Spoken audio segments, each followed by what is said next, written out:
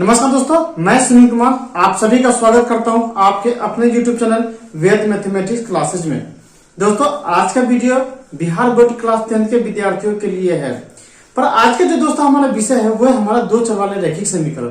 परंतु इस वीडियो में दोस्तों मैं आपको सवाल बताने वाला नहीं हूं, बल्कि दो चर वाले रैखिक समीकरण में कौन कौन सा फॉर्मूला कहां पे उपयोग होता है, तो वो सारे फॉर्मूले को आज हम चर्चा करेंगे और देखेंगे कि कौन सा फॉर्मूला कहां पे और किस तरीके से लागू किया जाता है दोस्तों। तो चलिए दोस्तों, देरी न करते हुए हम वीडियो को झट से स्टार्ट करते हैं और देखते हैं आज के तमाम दो चर वाले रैखिक समीकरण के सारे सूत्र। तो दोस्तों देरी न कीजिए, आप जल्द से जल्द हमारे चैनल को सब्सक्राइब कर दीजिए, बेल आइकन भी दबा दीजिए दोस्तों, ताकि हमारे हर वीडियो का नोटिफिकेशन आपको सबसे पहले मिल जाए। चलिए दोस्तों, हम वीडियो स्टार्ट करते हैं।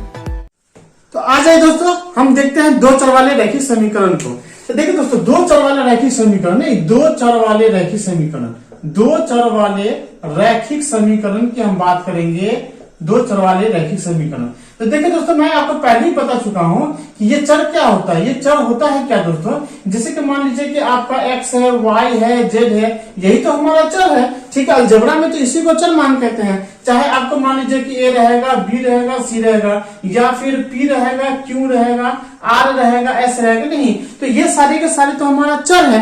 तो अब देखिए दो चर वाले समीकरण बनते हैं कैसे। जैसे कि मान लीजिए कि आपका यहाँ पर रहेगा 2x + 3y बराबर मान लीजिए कि 9 रहेगा, और यहाँ पर रहेगा 3x + 2y अब बराबर यहाँ पर मान लीजिए 8 रहेगा। नहीं, ये इक्वेशन फर्स्ट है, ये इक्वेशन हमारा सेकंड है। तो यही दोस्तों यहाँ पे देखिए, एक x है और एक y है, तो दो चर वाले हो गए ना। तो दो चर वाले का एक समीकरण ये और दो चर वाले का एक समीकरण ये, नहीं तो ये दोनों मिलकर के दोस्तों यहाँ पे दो चर वाले रैखिक समीकरण बन जाते हैं।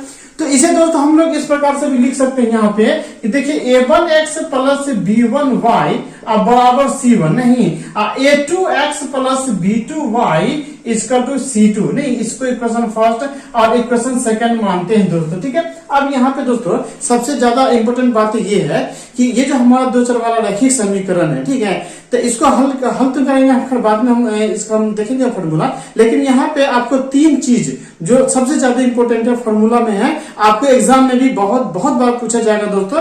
तो ये तीन चीजें का फॉर्मूला में क्या है दोस्तों, कि सबसे पहले आपको ये पूछ देगा कि इसमें से संगत कौन है या फिर असंगत कौन है। ठीक है, या फिर आपको पूछ देगा दोस्तों कि इनमें से अद्वितीय हल कौन है, या ये पूछ देगा दोस्तों कि इनमें से कौन सा अनेक हल है, या फिर ये भी पूछ सकता है दोस्तों कि इनमें से कौन है ना कोई भी है ना हल नहीं है, कोई भी समीकरण हल नहीं है। ठीक है, तो ये तीन तरह का सवाल है दोस्तों, ये आपको पूछ देता है। तो चलिए हम देखते हैं इन तीनों तरह की जो हमारा फॉर्मूला है, इसमें हम किस तरीके का हम इसकी चर्चा करते हैं।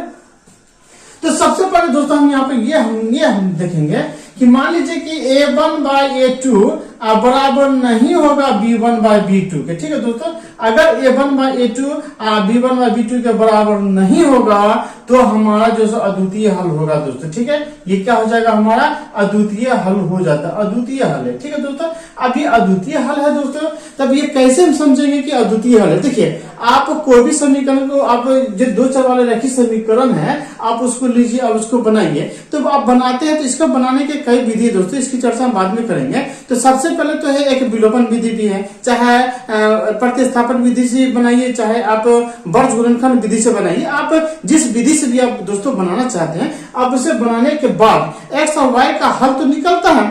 तो x और y का हल अगर दोस्तों निकलता है तो उसी को हम लोग अद्वितीय हल कहते हैं। अगर वैसा समीकरण जिसका x और y का मान नहीं निकलेगा है ना, वो अद्वितीय हल दोस्तों नहीं कहलाएगा। तो इसलिए हम इसे कह सकते हैं कि ये हमारा क्या है, अद्वितीय हल है। इसका दूसरा नाम है दोस्तों प्रतिच्छेद करती। इसका दूसरा नाम भी हम लोग बोल सकते हैं कि प्रतिच्छेद करती है। ठीक है, हम ऐसे भी लिख सकते हैं है ना, प्रतिच्छेद करती है। ठीक है, प्रतिच्छेद क्या होता है दोस्तों, ग्राफ में, क्योंकि अब जब आप ग्राफ बनाते हैं तो जो मतलब कि अद्वितीय हल होता है तो वो एक दूसरे को क्रॉस पे करती है दोस्तों। नहीं, आप जब ग्राफ बना देंगे इस तरीके से, ग्राफ में आता है ना इस तरीके से, ये x होता है, ये y डैश होता है, ये 0 हो जाता है, यहाँ पे x डैश यहाँ पे हो जाता है y डैश।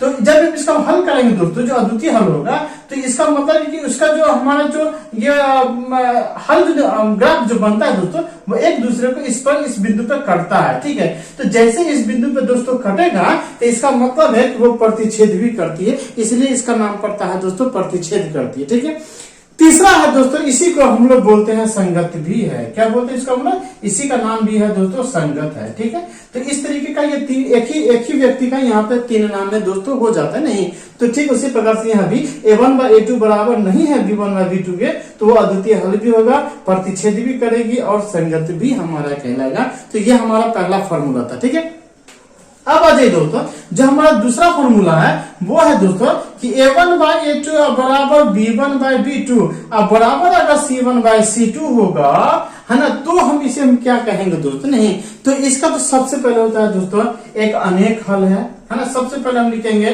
कि अनेक हल है। ठीक है, अब ये अनेक तो हल तो हो गया, अब ये अनेक हल होने के बाद क्या क्या हो सकता है दोस्तों, तो इसका जो दूसरा नाम है दोस्तों, है ना, इसका जो दूसरा नाम है ये हमारा हो जाएगा संगत है। ठीक है दोस्तों, ये हमारा संगत भी है।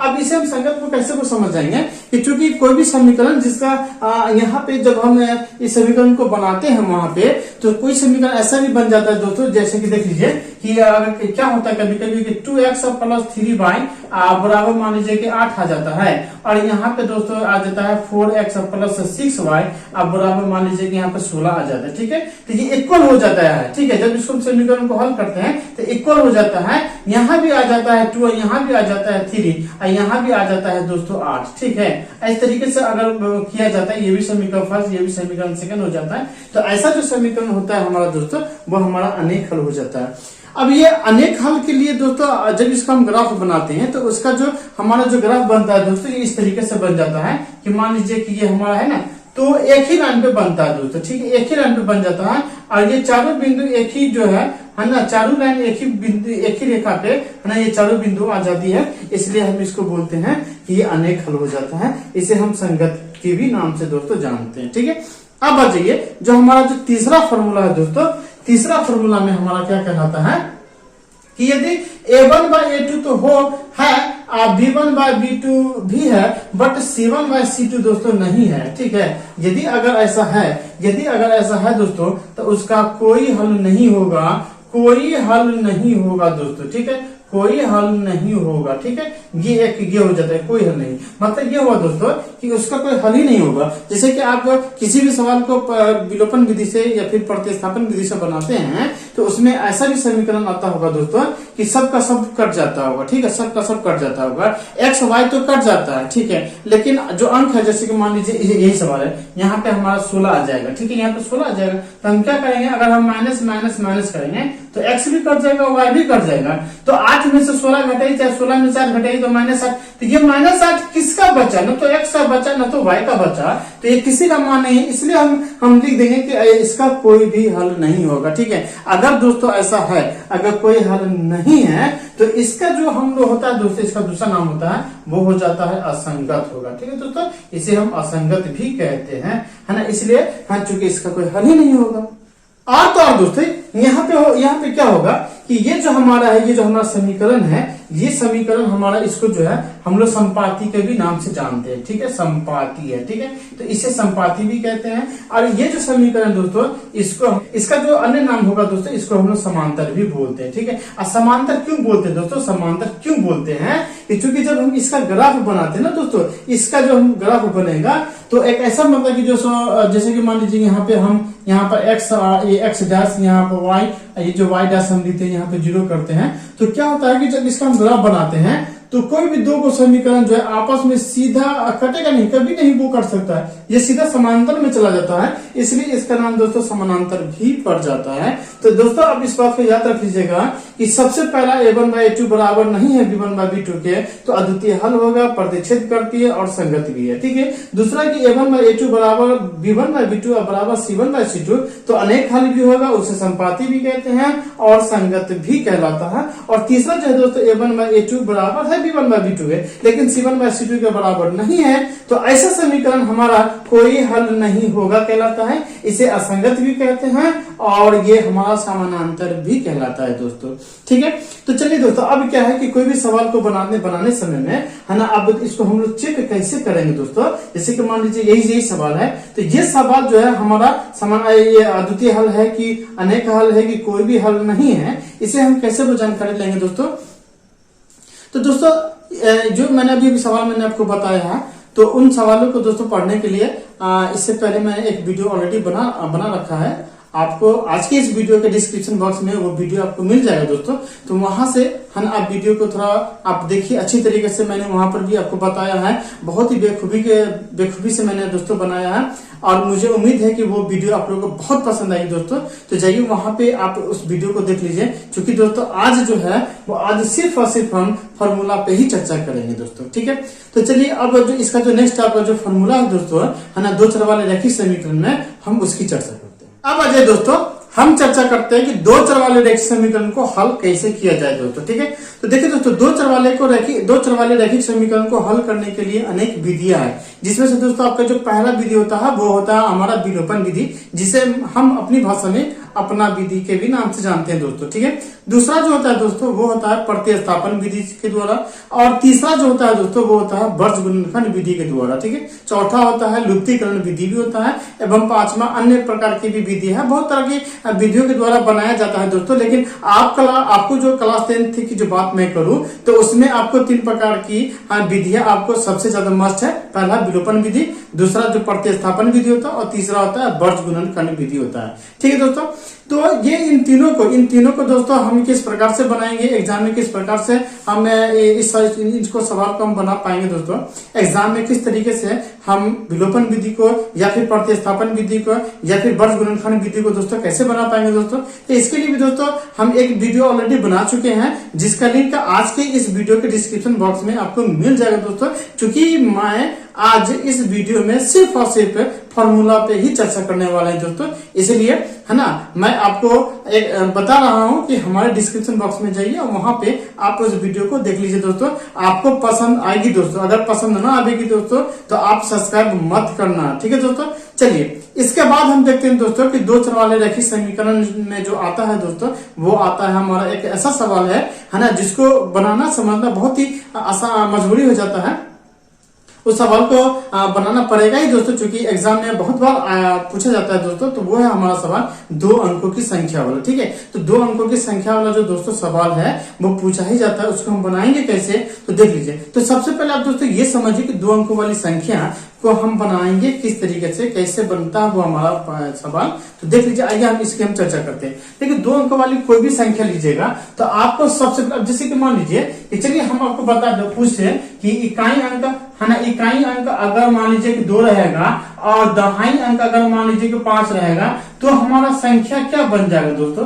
तो हमारा जो आप कहिएगा कि दहाई और इकाई है, तो इकाई में 2 लिखेंगे, दहाई में है ना 5 लिख देंगे, तो 52 क्या हो जाएगा, हमारा आंसर हो जाएगा। चलिए बहुत अच्छी बात है ना, बहुत ही सटीक जवाब आपने दिया। अगर यही तो मैं आपको बताऊं कि अगर हम इकाई को इकाई को हम x मान ले, और अगर दहाई को अगर हम y मान ले, तो आपके अनुसार ये संख्या क्या हो जाएगा। तो आप कहेंगे कि दहाई की जगह पे इकाई की जगह पे x रख दीजिए, दहाई की जगह पे y रख दीजिए, तो y x हो जाएगा। लेकिन दोस्तों ये हमारा गलत हो जाता है। ठीक है, हाँ सब देखिए, जो क्या कहते हैं कि जो हमारा संख्या निकलता है दोस्तों, ये इस तरीके से नहीं वो निकलता है। ठीक है, निकालने का तरीका क्या है दोस्तों, जरा समझ लीजिए कि अगर मान लीजिए कि इकाई संख्या को हमने 2 दिया है और दहाई संख्या को 5 दिया दोस्तों, तो संख्या निकालने का जो है, देखिए संख्या निकालने का जो है, तो देखिए तो संख्या निकालने का जो है एक फॉर्मूला होता है, मैं आपको बता दूं। देखिए इसको लिखिएगा दोस्तों, है ना इकाई, तो इकाई को 1 से गुना करेंगे, प्लस हम लिखेंगे दोस्तों दहाई, और दहाई को हम लोग 10 से गुना करते। ठीक है, अगर सैकड़ा रहता तो यहाँ पर हम सैकड़ा देकर के उसको 100 से गुना कर देते। ठीक है, लेकिन सैकड़ा वाली तो बात है नहीं, हमारा 3 अंकों वाली संख्या तो है नहीं, 2 अंकों वाली संख्या है। इसलिए अगर यहाँ पर इकाई का अंक 2 है तो 2 दीजिए, इंटू 1 दीजिए, प्लस दहाई की जगह पे 5 है, इंटू यहाँ पे 10 दीजिए, तो ये हो जाएगा 10 पंच 50, नहीं यहाँ पे हो जाएगा दोस्तों 10 पंच यहाँ पे 50 हो जाएगा, प्लस 2 का 2 हो जाएगा, तो 50 और 2 मिलकर यहाँ पे 52 होता है। ठीक उसी प्रकार से दोस्तों कि अगर हम इकाई संख्या को x माने हुए हैं, इकाई अंक को अगर हम x माने हुए हैं और दहाई अंक को दोस्तों अगर हम y माने हुए हैं तो जो हमारा संख्या होगा दोस्तों, जो हमारा संख्या होगा उसे हम इस तरीके से लिखेंगे, है ना, इकाई। ठीक है, इकाई को 1 से गुना कर देंगे, प्लस लिखते हैं दोस्तों दहाई, और दहाई को हम क्या करते हैं, इसको 10 से गुना कर देते हैं। तो देख लीजिए यहाँ पे इकाई की जगह पे दोस्तों x है तो x लिखेंगे, इंटू 1 हो जाएगा, प्लस दहाई की जगह पे y है, इंटू यहाँ पे हम 10 कर देंगे। तो यहाँ पे हमारा दोस्तों हो जाएगा ये 10y और प्लस x इकाई x। तो ये हमारा संख्या निकल जाता है दोस्तों, ये 2 अंकों वाली संख्या। नहीं, अब सवाल में आता है दोस्तों उलटने पे। नहीं, तो यहाँ पे देखिए दोस्तों उलटने पे प्राप्त संख्या, नहीं उलटने पर प्राप्त संख्या। तो उलटने पर जो प्राप्त संख्या होगा दोस्तों वो कैसे, जैसे कि मान लीजिए कि ये हमारा 52 संख्या निकला, तो इसे पलट देना बहुत ही आसान हो जाता है। इसे पलट देंगे तो ये 25 बन जाएगा। नहीं, लेकिन इसे पलटना थोड़ा सा मुश्किल हो जाता है। मुश्किल कुछ नहीं है दोस्तों, आप क्या कीजिए कि इकाई का और दहाई का अंक सिर्फ बदल दीजिए। इकाई की जगह पे, है ना, दहाई का अंक रखिए और दहाई की जगह पे इकाई का अंक रखिए। ठीक है, देखिए 10 अपनी जगह पर ही रखेगा, आप 10 को बदल नहीं सकते हैं। y की जगह पे आप x कर दीजिए, आप बीच में प्लस है, y की जगह पे, है ना, x की जगह पे हम y कर देंगे। तो इस प्रकार से हमारा संख्या क्या हो जाता है, पलट जाता है। ठीक है, तो हम लिख सकते हैं यहाँ पे इस तरीके से। ठीक है, अब आ जाइए दोस्तों, एक भिन्न वाला सवाल आपको पूछा जाएगा, तो भिन्न में हम कैसे करते हैं दोस्तों। तो ठीक इसी प्रकार से दोस्तों यहाँ पे देख लीजिए, मान लीजिए कि भिन्न वाला है, तो भिन्न में सबसे पहले हम लेते हैं दोस्तों कि माना कि अंश बराबर। ठीक है ना, चूंकि भिन्न में अंश और हर होता है तो हम वहां पर लिखेंगे, है ना, माना कि अंश बराबर x लेते हैं और हर बराबर हम y लेते हैं दोस्तों। तो जो हमारा भिन्न हो जाता है, भिन्न होता है दोस्तों हमारा अंश बटा हर होता है, अंश बटा हर। तो अंश x है और हर y है, तो x बटा y हो जाता है दोस्तों, ये हमारा भिन्न हम हो जाता है। ठीक है दोस्तों, अब आ जाइए दोस्तों, तो ये जो 2 चर वाले रैखिक समीकरण दोस्तों, तो इसमें बस इतना ही फॉर्मूला आपको काम आएगी दोस्तों। तो चलिए दोस्तों, आज के इस वीडियो को हम यहीं पर समाप्त करते हैं। आप 2 चर वाले रैखिक समीकरण में आपको किसी भी तरह का कोई भी दिक्कत होगा दोस्तों, तो आप हमें संपर्क कर लीजिए। आपको विलोपन विधि नहीं आता है दोस्तों, इसका भी वीडियो हम ऑलरेडी बना चुके हैं। आपको प्रतिस्थापन विधि नहीं आता दोस्तों, कोई बात नहीं, उसका भी वीडियो हम बना चुके हैं। आपको वर्ग गुणनखंड विधि नहीं आता है दोस्तों, कोई बात नहीं, उसका भी हम ऑलरेडी वीडियो बना चुके हैं दोस्तों। आपको किसी भी प्रकार की कोई भी दिक्कत होगी दोस्तों, एग्जाम की तैयारी कर रहे हैं, आप सिर्फ और सिर्फ एक बार आप हमें कॉल कर सकते हैं या आप मैसेज कर दीजिए। हमारा व्हाट्सएप नंबर आपकी स्क्रीन के ऊपर आपको दिखाई देगा, तो वहां से आप हमें सिर्फ एक मिस कॉल भी कर सकते हैं, या फिर आप मैसेज कर दीजिए कि आप अपने ग्रुप में हमें ऐड कर लीजिए। बस दोस्तों, हम आपको उस ग्रुप में ऐड कर लेंगे। आप क्या कीजिएगा, आप सिर्फ सवाल नंबर भूलिएगा। कोई भी बुक से हो, आप आप चाहे एनसीईआरटी बुक से पढ़ रहे हो, या फिर भारती भवन के बुक से पढ़ रहे हो, या फिर केसी सिन्हा के बुक से पढ़ रहे हैं दोस्तों, चाहे आप आलोक वर्मा के बुक से पढ़ रहे हो, आप किसी भी बुक से पढ़ रहे हैं दोस्तों, आप सिर्फ हमें सवाल नंबर दीजिए, हम आपको उसका जवाब हम आपको दोस्तों हम दे देंगे। ठीक है दोस्तों, तो चलिए दोस्तों, आज का वीडियो हम यहीं पर समाप्त करते हैं। हमें उम्मीद है कि ये वीडियो आपको बहुत पसंद आई होगी। तो हम फिर मिलेंगे एक नई वीडियो के साथ हैं बहुत जल्दी। तब तक के लिए आप अपना ख्याल रखिए। धन्यवाद।